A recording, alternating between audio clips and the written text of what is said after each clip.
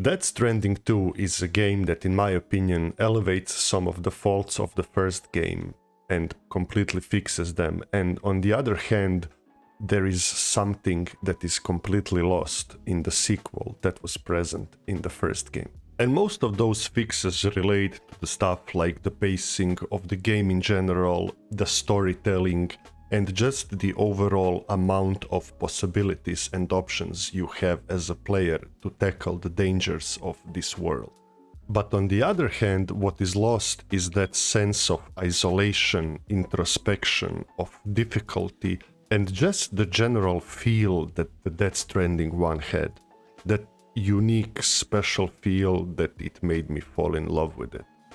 Now, I don't want this video to be doom and gloom, because I have truly enjoyed this game. I think it's a fantastic game. But for a game so wrapped up in the themes of death, decay, existential dread, and danger, it rarely makes you feel any of that. And the first game had its problems with difficulty, but later in the game, the easiness of the first game came with hard work, and late game, after you have established a lot of structures and pathways for other players to use, and you as well. But here in this game, it comes so fast, you are given so much leeway, and it feels like the path and the terrain is much more forgiving than in the first game. And also, this is how I want to put it. So, I have seen a lot of sentiment amongst other creators online that this game gets you to the fun faster. And that is something that I'm not agreeing at all.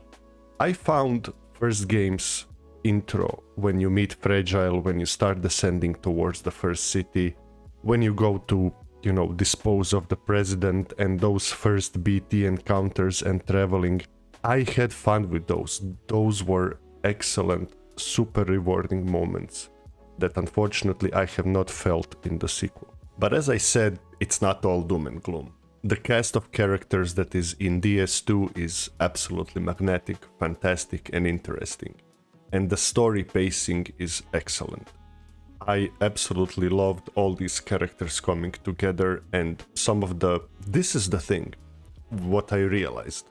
Hideo Kojima, despite all of his shortcomings as a writer for dialogue and loving the exposition, he manages to do something which I really appreciate, and that is creating these promises at the start of the journeys and delivering those promises till the end. And just like in DS1, there are two major narratives happening here. There is one involving Sam and whatever is happening with him, no spoilers.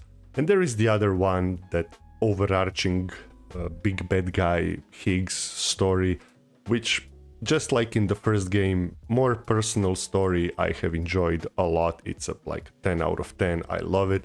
And the other one it's kind of meh, whatever. And the whole thing with Ghost Mechs, I didn't like them gameplay wise, nor I like them narrative wise. I don't feel like they have fit into the game. And fighting them is just horrible. So I played most of the game on brutal difficulty because it was too easy. But when I started to encounter these Ghost Mechs more and more, I just lowered the game to easy. It's so annoying to fight them. And I like the militia, the terrorist guys, whatever you want to call them, because you can approach them in a stealth or combat way. There's always ways for you to choose how you wish to solve the problem. But with these guys, it's like mandatory sequences of you fighting them, and it's just not fun. And the BTs, where the hell are BTs?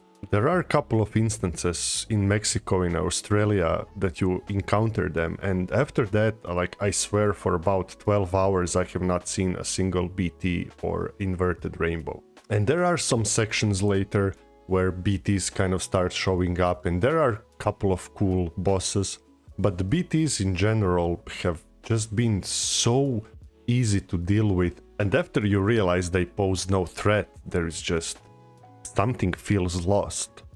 And I have not even been dragged to a tar boss, not even once. So yeah, I enjoyed Death Stranding too. I liked it, I loved it for certain reasons, but overall, Death Stranding 2 feels like a great game. It just doesn't feel like a special game. Definitely not like the first one.